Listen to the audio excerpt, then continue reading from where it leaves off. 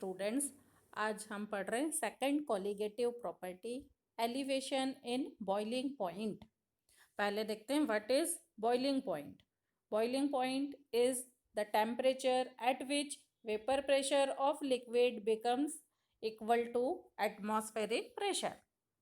वो टेम्परेचर जब लिक्विड का वेपर प्रेशर एटमॉस्फेरिक प्रेशर के इक्वल होगा, इसको हम बोलेंगे बॉइलिंग पॉइंट। ओके, अब दो कंपोनेंट है, एक प्योर सॉल्वेंट और एक solution containing non volatile solute. Okay, हमको पता है नॉन वोलेटाइल सॉल्यूट डिसॉल्व करने पर सॉल्यूशन का वेपर प्रेशर कम हो जाता है, तो उसका बॉइलिंग टेम्परेचर हाई होगा एज कंपेयर टू सॉल्वेंट। इसको रिप्रेजेंट कर रहे हैं टी बी से, boiling temperature of solution, T not be boiling temperature of solvent.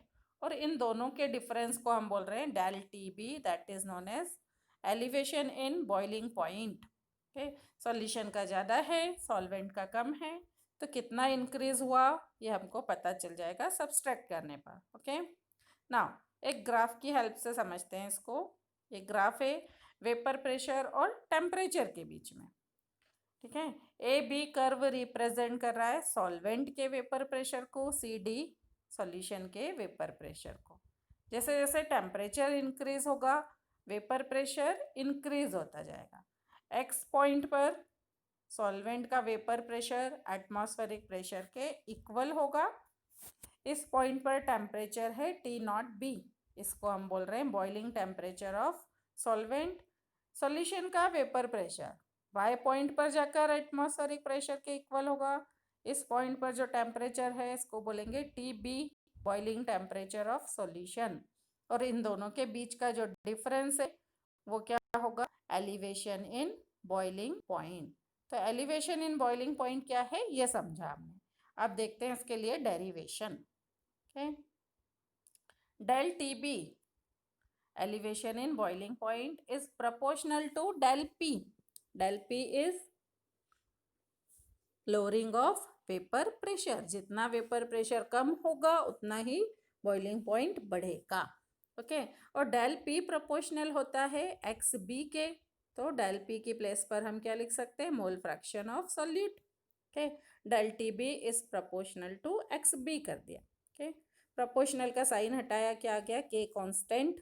Okay, then x B की वैल्यू पुट की, n B number of moles of solute upon total number of moles in solution, n A plus n B.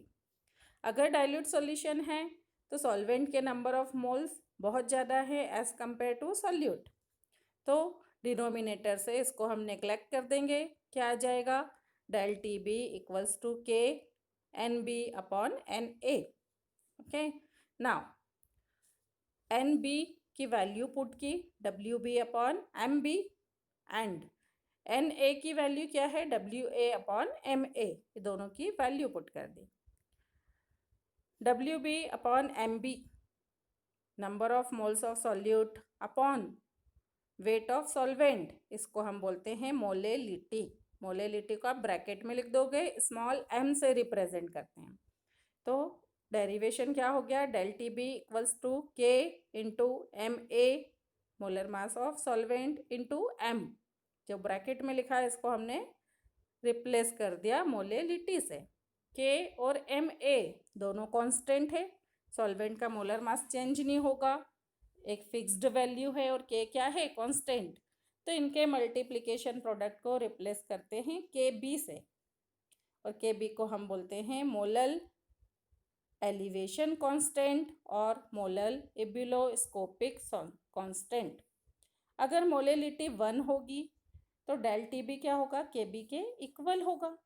Definition क्या हो जाएगी constant की, it is equals to elevation in boiling point for 1 molal solution. Unit है इसकी kelvin kilogram पर मोल।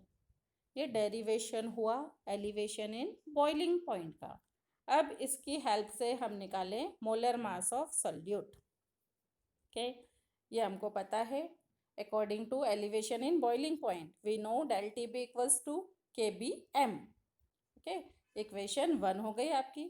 From molality we know m equals to number of moles of solute upon weight of solvent, m का ये formula हो गया equation 2। Equation 1 में M की value put कर दी, तो del T B equals to K B, ये एम बी की वैल्यू पुट की। अब एम बी को equals to K left hand side पर ले जाएं, क्योंकि हमको क्या निकालना है, मोलर मास ऑफ सॉल्यूट। तो लास्ट में डेरिवेशन आ गया एम बी के लिए। ओके स्टूडेंट्स, तो 3 क्वेश्चंस हमारे हो गए। Derivation, what is elevation in boiling point, second derivation for elevation in boiling point, third calculation of molar mass of solute with the help of elevation in boiling point. Second colligative property is over. Thank you students.